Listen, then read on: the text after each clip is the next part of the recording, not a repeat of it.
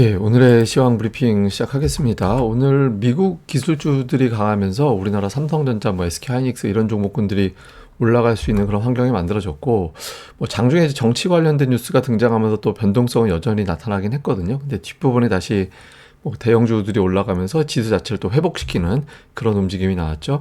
근데 오늘 아마 만길이었기 때문에 만길 영향도 좀 있었을 거예요. 그러니까 지수 상승의 거의 한 70% 정도는 시가총액 빅3가 주도하는 그런 움직임이었거든요. 개별 재료도 있었겠지만 아마 만기일에 따른 영향도 일부는 좀 있었던 것 같다. 이렇게 봐야 될 것 같고, 외국인들은 이제 오전에는 매도를 하다가 오후에는 주춤거리는 그런 패턴이 나왔는데, 오늘도 좀 비슷하게 그런 흐름이 나왔습니다. 오전 기세 같아서는 오늘 장중에 한 5천억 원 매도할 것 같이 보였었는데, 오전에 딱 매도치고 오후 들어서는 좀 매매 규모가 축소되는 그런 움직임이 나왔죠. 우선 시장이 좀 안도할 수 있었던 건 미국의 물가지표가 예상치에 이제 부합하게 나오면서 금리가 좀 올라가긴 했습니다만은 어쨌든 12월에는 금리 인하 한다. 그러니까 이제 미국이 금리 인하 하면 우리나라도 또 금리 인하 할 수 있는 여유가 좀 생기잖아요. 그래서 어쨌든 CPI가 튀어 올라가면서 미국 금리가 반자가 아니라 계속 또 올라갈 수도 있겠네. 미국이 12월에도 금리 안 내릴지도 모르겠네. 이런 우려가 일부 있었는데, 그러니까 이런 우려를 일부 좀 해소시켜 준 거, 이게 이제 시장에서는 안도감을 주는 그런 이유였고, 근데 이런 안도감만 가지고 시장이 올라갈 수는 없잖아요. 그러니까 올리려면 종목이 움직일 만한 동력을 줘야 되는데, 그 역할을 한 게, 그러니까 미국에서 이제 나스닥이 2만 포인트 돌파를 했죠. 그러니까 2만 돌파를 한 데다가 필라델피아 반도체 지수가 2.7% 올라갔는데, 이게 이제 나름은 또 중요한 게 AI 관련된 이슈가 부각된, 다시 부활하는 그런 측면이 좀 있었거든요. 그러니까 미국에서 트럼프 대통령이 임기를 시작하면 AI 관련된 규제를 풀어서 더욱더 개발이 활성화될 것이다. 또 관련된 허가 문제라든가 이런 것들, 규제 이런 거 있잖아요. 그래서 이런 것들이 좀 풀리게 되면 더 활성화될 거야. 이런 기대감이 좀 있었거든요. 그래서 미국에서 오늘 반도체주들이 강세를 보이는 것도 그 이유로 보여지는데,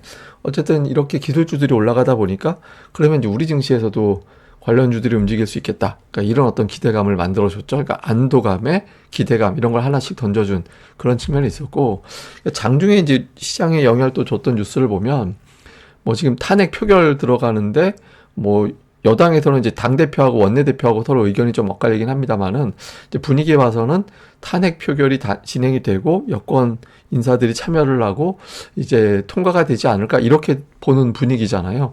이런 뉴스, 그다음에 이제 또 대통령이 담화를 또 내는 그런 흐름이 나오면서 특이하게도 상승했다가 담화하는 시간대에서 지수가 빠졌다가 담화 끝나고 나면 또 올라가고, 이렇게 이제 시장이 아직도 정치 관련된 뉴스에 좀 민감한 그런 상태는 나타나요. 그래서 이후에도 이거는 다음 주 초반까지는 정치 뉴스에 따라서 시장이 계속 흔들리겠구나, 이건 좀 가늠이 되죠. 근데 어쨌든 오전으로 이제 큰 뉴스는 정리가 되면서 오후 들어서는 정치보다는 이제 또 수급으로 분위기가 바뀌게 됐죠. 근데 오늘 LG에너지 솔루션 이런 종목군들이 많이 올라갔잖아요. 1, 2년 내에 보조금 축소 못할 거다. 그러면서 이제 배터리 업체들 미국에 기회 만들 수 있다, 이런 내용들이 보도가 됐죠. 근데 보조금 이슈 같은 경우는 반도체도 또 있는 거잖아요. 지금 마이크론 테크놀로지가 보조금 받았다고 하니까 이후에 삼성전자, SK하이닉스도 결국엔 받겠구나, 이런 분위기가 됐죠. 이게 받아서 좋고 안 받아서 나쁘고 이런 측면보다는 이 자체가 불확실성이잖아요. 근데 일단은 당장은 저것 때문에 문제가 생기지는 않을 것 같다, 이렇게 또 안도감이 되면서 이 보조금 논란에 반도체와 2차 전지가 좀 하락한 게 있었거든요.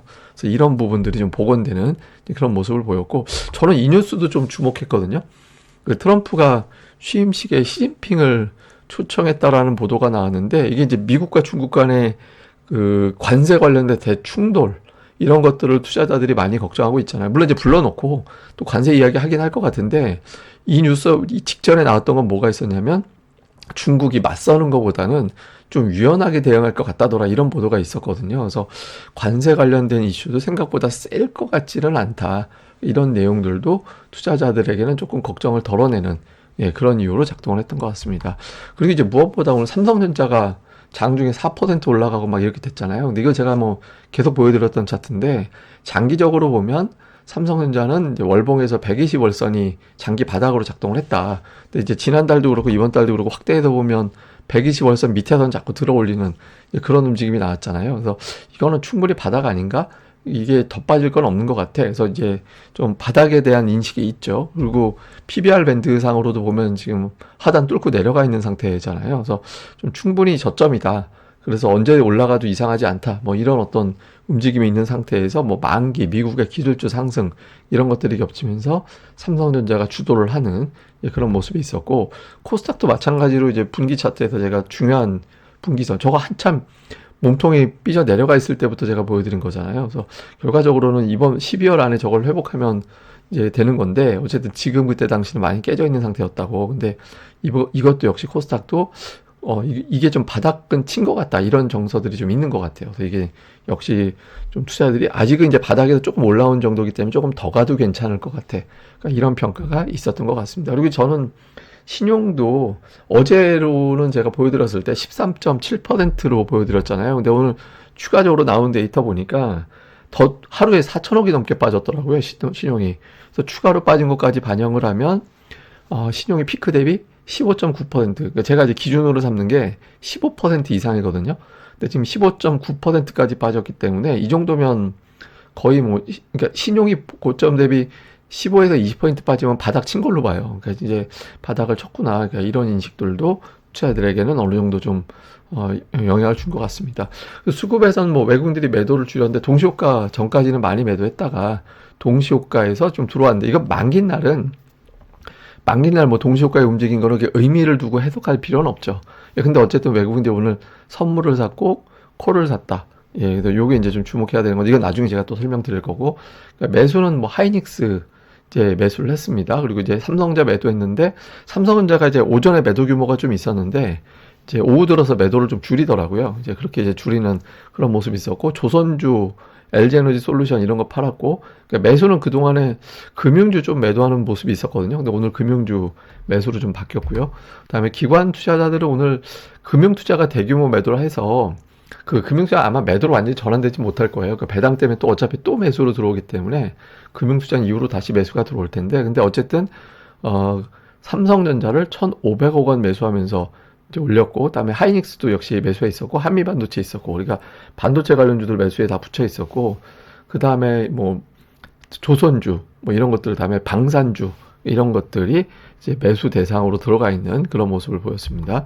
그리고 코스닥 쪽에서는 그 외국인들, 어제 제가 이제 여기 말씀드린 게 반도체주들 좀 뿌려서 매수하는 것 같다고, 뭐 몇천 주 몇만 주씩 뿌려서 매수하는 것 같다고. 근데 오늘도 뭐 약간 뿌린 듯한 매수 좀 이런 게 있었고, 그 외에는 뭐 이렇게 사실 반도체도 마찬가지입니다만 업종별 특징은 없었어요. 뭐 어떤 업종을 집중적으로 매수했다 이렇게 표현할 정도는 아니고, 그냥 고르게 그냥 업종별로 골라 담았다 뭐 이 정도로 보는 게 맞을 것 같고, 기관 투자자들도 마찬가지입니다. 그러니까 매도는 약간 그 제약바이오 대형주 쪽을 매도한 거는 공통적으로 잡히거든요. 알테오젠, HLB, 리가켄바이오, 삼천당제약 다 이게 다 매도 쪽에 가 있잖아요. 그러니까 매도 이제 제약바이오 쪽이 쫙 깔려 있죠. 오늘 아마 미국에서 제약바이오 가격 이슈 있어서 좀 그랬던 것 같고, 머스크가 미국 그 비만약 이런 거 너무 비싸 막 이런 말 했다고 해서 그 영향인지 모르겠는데, 어쨌든 이쪽은 매도가 나왔고, 그다음에 이제 매수 쪽은 그렇게 뭐 업종별 특징은 없죠. 딱 봐도 그냥. 근데 반도체 쪽을 기관이 한동안 안 샀었는데 뭐 관련된 종목이 몇몇 개가 좀 포진해 있는 게 좀 특징적인 그런 움직임이었습니다. 자, 시장을 좀 요약을 해서 보면 메가세븐이 다시 올라가고 있는데, 이게 그냥 올라간다 내려간다가 아니라 어떤 스토리로 움직이느냐가 되게 중요하거든요. 그러니까 나쁘게 보면 이런 것도 있어요. 그러니까 미국이 국채금리 다시 올라가잖아요. 그래서 미국 금리가 다시 올라갈 때 안전판으로 메가세븐으로 들어간다, 이럴 수도 있죠. 왜냐면 현금이 많은 기업들이니까 금리 올라가도 상관이 없으니까. 그런 스토리로 올라가는 건 별로고, 이제 그게 아니라 예를 들어서 AI 재료가 부활하는 거다. 그래서 뭐 메타 올라가고 엔비디아 올라가고 막 이런 그림이 만들어지면 괜찮죠. 우리나라에 관련주가 있으니까. 그래서 어떤 스토리로 움직임이 나오게 되는지가 중요하고, 근데 부담되는 건 이제 4.3%까지 언저리까지 올라온 국채금리. 그러니까 제 판단으로는 이번 주에 미국의 국채 발행, 어제 오늘 이틀 동안 3년물, 10년물 1,000억 달러 발행이 됐거든요. 그러면 일반적인 발행 규모의 2배가 넘게 된 거예요. 뭐 보통 평범할 때 발행되는 게 한 200억 달러, 300억 달러인데, 하여튼 어제 오늘 합쳐서 1,000억 달러면 이것 때문에 금리가 뛰었을 수도 있거든요. 근데 오늘 발행되는 건, 내일 새벽에 발행되는 건 저거보다 규모가 작아요. 그래서 금리가 좀 빠지는 게 정상인데, 실제로 그렇지 않고 더 밀고 올라가서 4.3을 간다 그러면 조금 이게 우리 증시에는 압박이 될 수도 있습니다. 이거 좀 체크가 필요하고, 그 다음에 삼성전자가 올라온 이유가 뭘까? 그러니까 만기 때문에 올라간 거다. 그러니까 오늘 이제 빅3 대형주들이 좀 유난하게 지수를 올린 측면도 있으니까. 근데 그게 아니라 삼성전자가 추세가 바뀐 거다. 이렇게 되면 뭐 58,000원이 지금 고비로 보이긴 합니다만은 더 밀고 올라가서 6만원 언저리까지 노리는 상황이 생긴다라면 지수에 상당히 도움이 되죠. 제가 아침에 뭐 지수 되게 중요한 저항대 근처라고. 근데 하필이면 오전에 진짜 저항 맞고 떨어졌었거든요. 근데 뒷부분에 밀어 올렸잖아요. 삼성전자가 이제 그런 역할을 해주는 게 가장 이상적이죠. 그래서 요 흐름이 나오는지. 그 다음 이제 만기일 끝났습니다. 근데 아직 외국인들이 매수로 들어오지 않고 있거든요.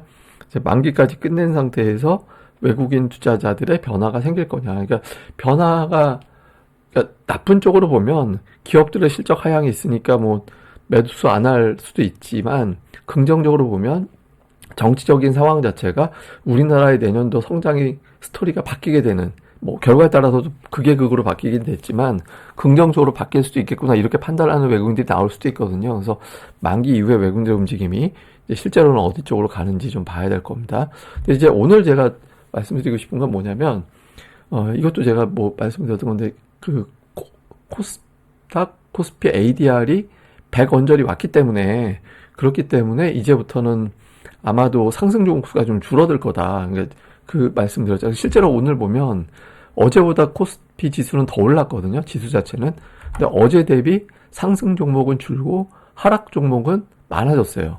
예, 차이가 확 나죠. 그러니까 이렇게 되면서 어제하고 좀 달랐거든요. 근데 이거는 당분간 이런 형태가 나타날 가능성이 높아요. 그러니까 최근 뭐 코스닥 같은 경우는 연속 막 1200개 넘게 올라가고 막 1400개 올라가고 막 그랬잖아요. 근데 이제부터는 종목들이 그런 식으로 연속으로 올라가긴 어렵고, 상승 종목 수가 이전같이 막 일방적으로 많기보다는 종목별로 차별화가 되는 그런 형태가 나타날 가능성이 높거든요. 그래서 오늘도 보면 실제로 지수가 39포인트 올라갔잖아요.